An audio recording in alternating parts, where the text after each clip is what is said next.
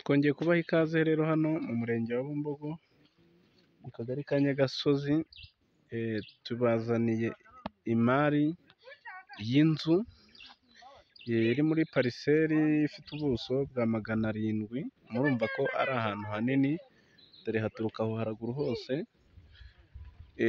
Ni inzu rero iri hafi n'umuhanda, kuko ikijyanye n'umuriro cyo dore ipoto ngizo, dore ngizo murabona insinga. Ni ahantu rero hadakwiye kugucika, hahagaze miliyoni 5 n'igice. Harimo iyi nzu y'amabati 20, ikibanza gihagaze mu buso bwa 700, murumva ko ari ahantu hanini.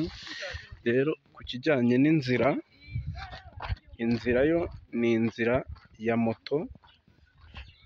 Iyi nzira ya moto mbese navuga ko ari umuhanda, reka tuhaberekaho gatoya. Ni ahantu hadakwiye kugucika, miliyoni 5 n'igice waza ukegukana uyu mutungo. Uri ahantu heza rero hateretse, hameze neza rwose, hadakwiye kugucika. Inzira ni iya moto rwose, hari inzira ihagera. Rero ku kijyanye n'ibyangombwa, ibyangombwa birahari byaho, hafite icyangombwa rwose. Urumva ni umutungo udakwiye kugucika. Imari nk'izi rero tuba tuzifite hano mu murenge wa Bumbogo, imari zunguka rwose z'imiryango,